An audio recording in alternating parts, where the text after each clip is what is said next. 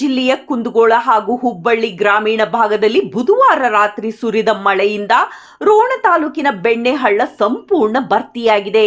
ಇದರಿಂದ ಯಾವಗಲ್ ಬಳಿಯ ಬೆಣ್ಣೆಹಳ್ಳ ಅಪಾಯ ಮಟ್ಟ ಮೀರಿ ಹರಿಯುತ್ತಿದ್ದು ರೋಣ ನರಗುಂದ ಮಾರ್ಗ ಬಂದ್ ಆಗಿದೆ. ನರಗುಂದಕ್ಕೆ ಸಾಗುವ ಬಸ್ ಹಾಗೂ ಇತರ ವಾಹನಗಳು ನವಲಗುಂದ ಮೂಲಕ ನರಗುಂದಕ್ಕೆ ತೆರಳುತ್ತಿವೆ. ತಾಲೂಕಿನ ಯಾವಗಲ್, ಮೆಣಸ್ಕಿ, ಯಾಸ, ಹಡಗ್ಲಿ ಭಾಗದ ಬಹುತೇಕ ಸೇತುವೆಗಳು ಮುಳುಗಡೆಯಾಗಿದ್ದು ಬೆಣ್ಣೆಹಳ್ಳದ ಸುತ್ತಮುತ್ತಲಿನ ಗ್ರಾಮಸ್ಥರು ಆತಂಕದಲ್ಲಿ ಕಾಲ ಕಳೆಯುವಂತಾಗಿದೆ. ತಾಲೂಕಿನ ಯಾಸ, ಹಡಗ್ಲಿ ಗ್ರಾಮವು ಮುಳುಗಡೆ ಭೀತಿಯಲ್ಲಿ ಇದೆ. ಗ್ರಾಮದ ಸುತ್ತಲೂ ಜಲ ದಿಗ್ಬಂಧನ ಉಂಟಾಗಿದೆ. ಇನ್ನು ಮೆಣಸ್ಕಿ, ಬೆಳವಣಿಗೆ ಗ್ರಾಮಗಳಿಗೂ ಹಳ್ಳದ ನೀರು ಸಮಸ್ಯೆ ಸೃಷ್ಟಿಸಿದೆ.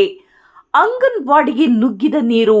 ಬೆಣ್ಣೆಹಳ್ಳ ಭರ್ತಿಯಾಗಿ ಯಾವಗಲ್ ಗ್ರಾಮದ ಅಂಗನವಾಡಿ ಕೇಂದ್ರಕ್ಕೆ ನುಗ್ಗಿದೆ.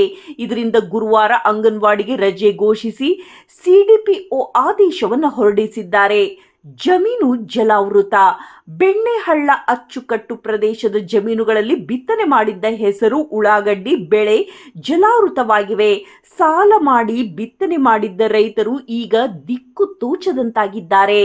ತಹಶೀಲ್ದಾರ್, ಇಇಒ ಭೇಟಿ.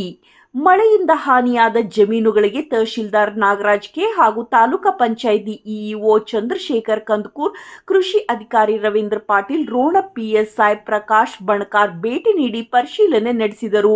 ಹಾನಿಯ ಅಂದಾಜು ಮಾಡುವಂತೆ ಕಂದಾಯ ಇಲಾಖೆ ಅಧಿಕಾರಿಗಳಿಗೆ ಸೂಚಿಸಿದರು. ಮನೆಗಳಿಗೆ ಹಾನಿ.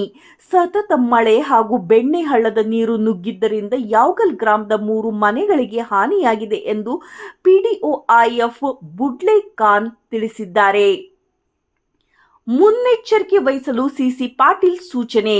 ಜಿಲ್ಲೆಯಲ್ಲಿ ಭಾರೀ ಮಳೆ ಸಂಭವಿಸುವುದರಿಂದ ಬೆಣ್ಣೆಹಳ್ಳ ವ್ಯಾಪ್ತಿಯ ಜನರು ಎಚ್ಚರಿಕೆಯಿಂದ ಇರಬೇಕು. ಜೊತೆಗೆ ಜಿಲ್ಲಾಡಳಿತ ನೆರೆ ನಿರ್ವಹಣೆ ಎಲ್ಲ ಸಿದ್ಧತೆ ಮಾಡಿಕೊಳ್ಳಬೇಕು. ಅಧಿಕಾರಿಗಳು ಕೇಂದ್ರ ಸ್ಥಾನ ಬಿಟ್ಟು ಹೊರ ಹೋಗದಂತೆ ಶಾಸಕ ಸಿಸಿ ಪಾಟೀಲ್ ಸೂಚನೆ ನೀಡಿದ್ದಾರೆ.